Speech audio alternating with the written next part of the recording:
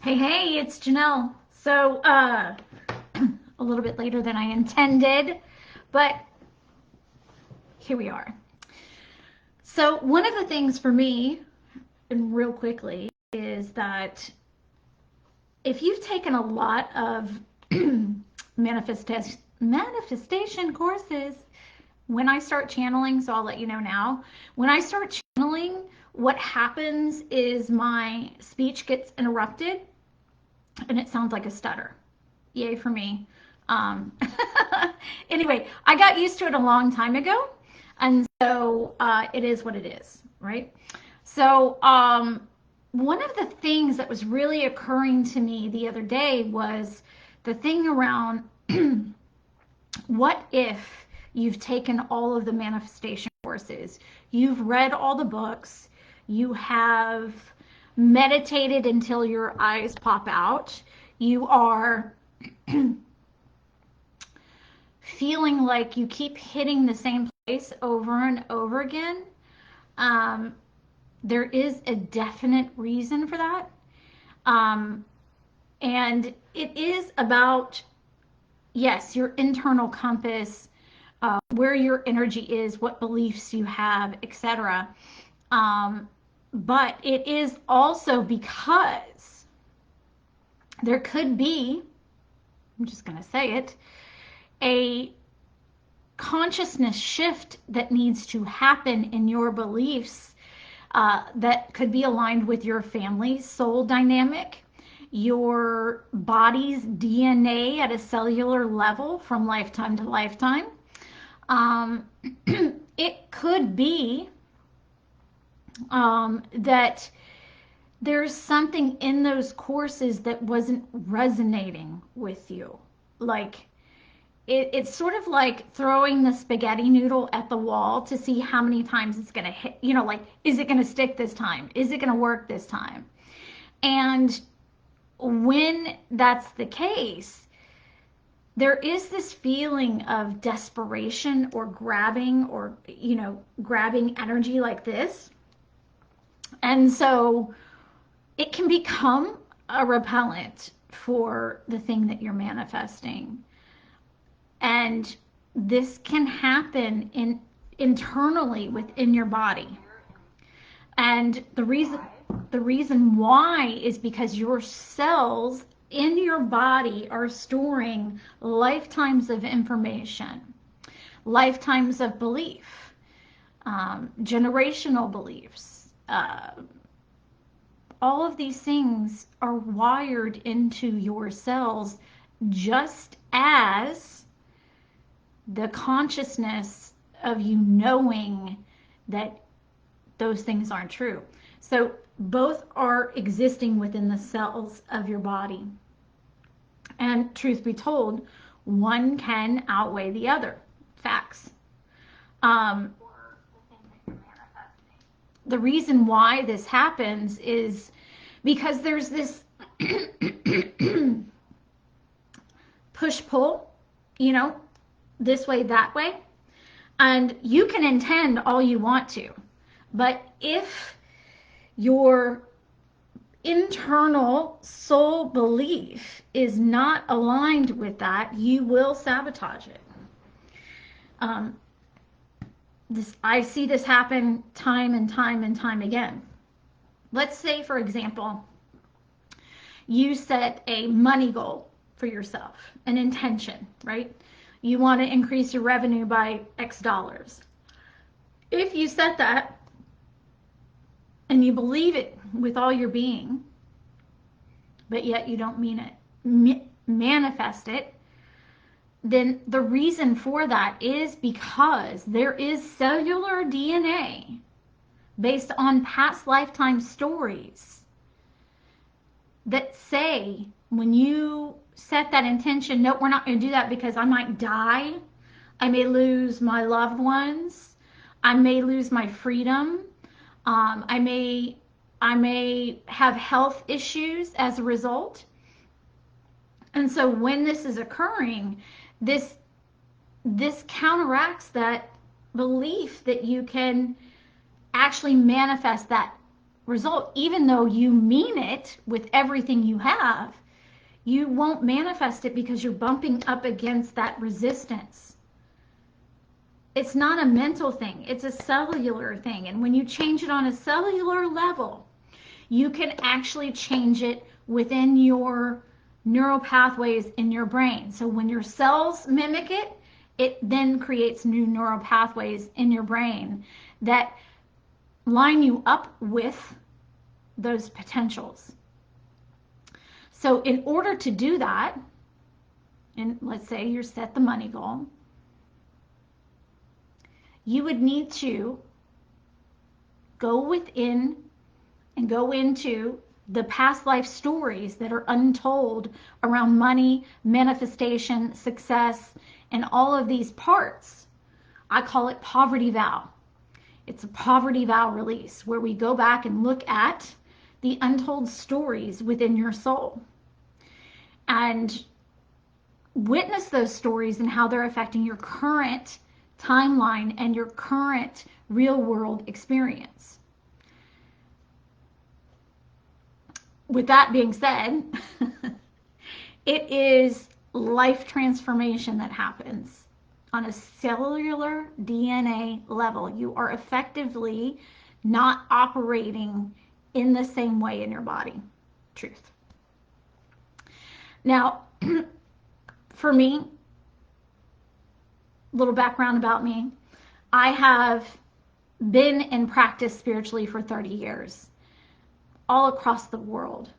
I have started my first company when I was 21. It was a brick and mortar company at the same time with my spiritual practice. So I had two simultaneous things happening at the same time. And my belief was that I could not do both, like in one business.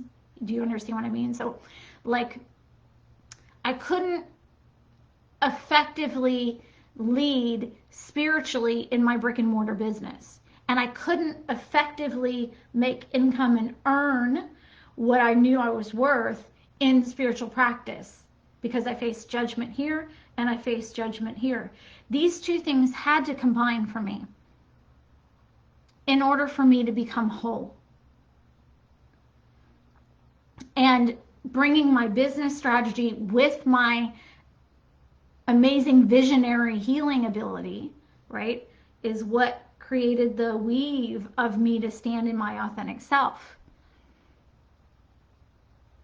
Now, the poverty vow release helped me release some of the programs and things that were stored in my DNA around when you start earning spiritually for your gifts.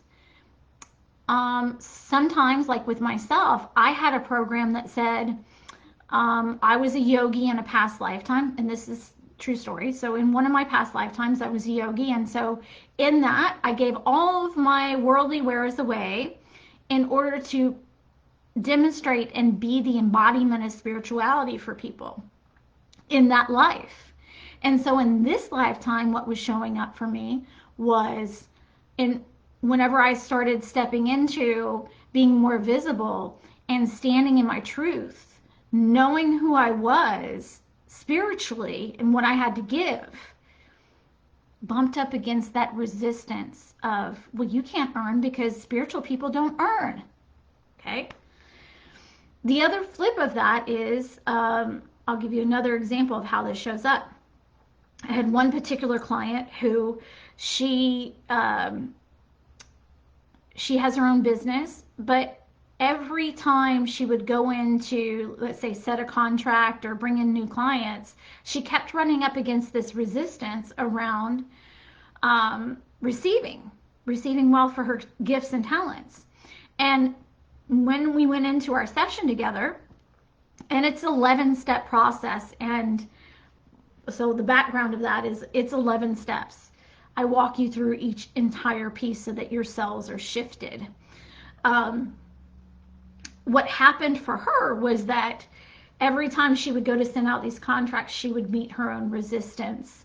And either the client wouldn't be the right kind of client, or the details of what she had to do were more than she was wanting to do. You know, like the client had more expectations than were in the contract, or they would just fall apart.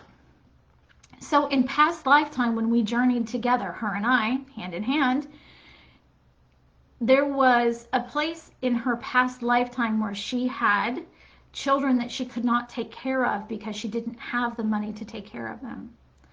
And so in that lifetime, she made the decision that money was evil and no one has any money to take care of anyone. And she was defeated because she could not care for her family.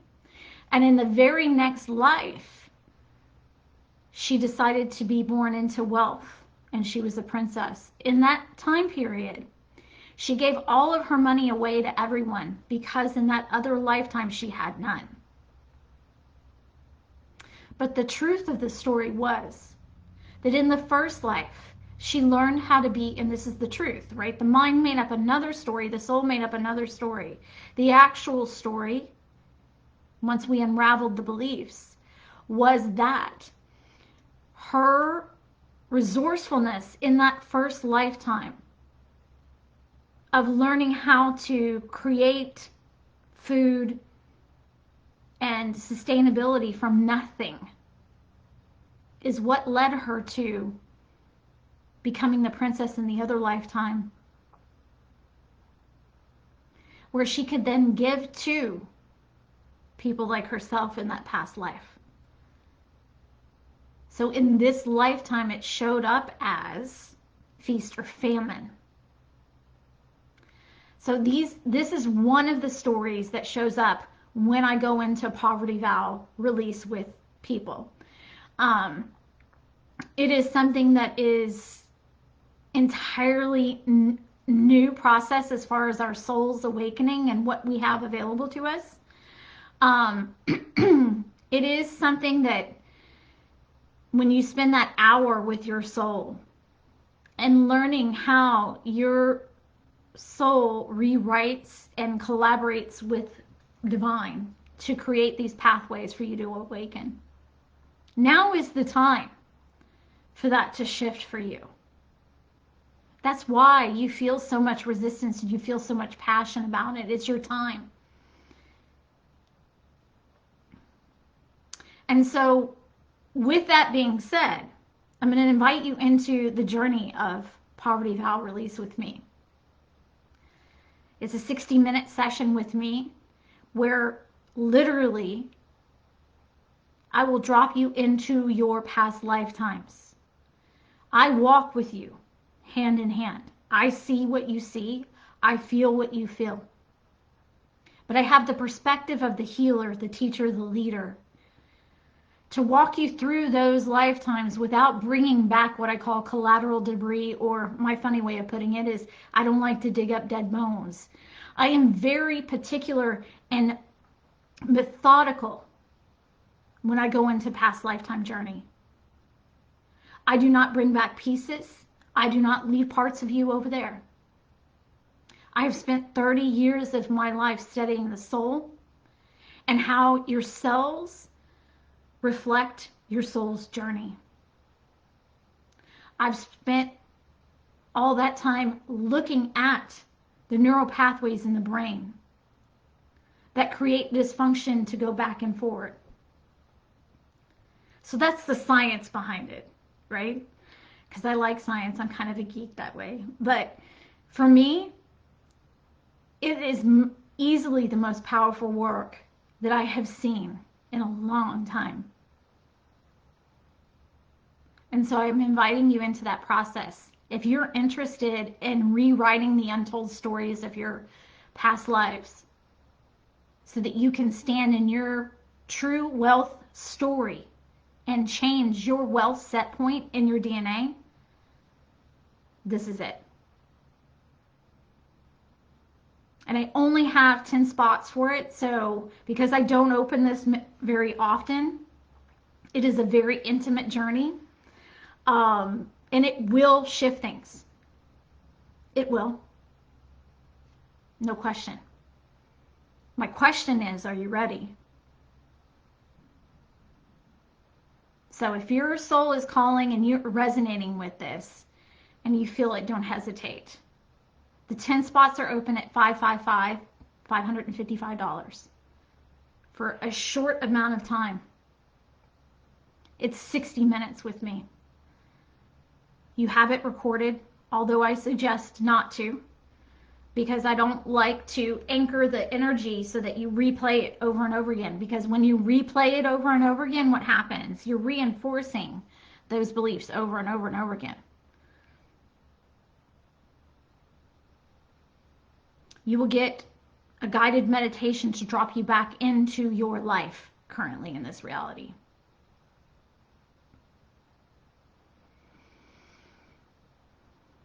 So if you're interested, the little PM me below. I'll send you the link, get you set up. There's no questionnaire to fill out. I already know when I see your name, I know exactly what your soul issues are. I know exactly what you're here to do. I have seeing, hearing, feeling, smell, manifestation, all of the things that you could possibly pack into one soul. Congratulations, I got it. So, and if you're new to my work, it is my great love and privilege and honor to do this work. So if you're just seeing this part and all you take away is the first part, I know that you got something out of it, because I know the intention of my words and the frequency behind the words that I choose to say. This will move something in you. So, with that being said, I wish you all an amazing, great day on 2/22. And after the new moon, I'll see you soon. Bye.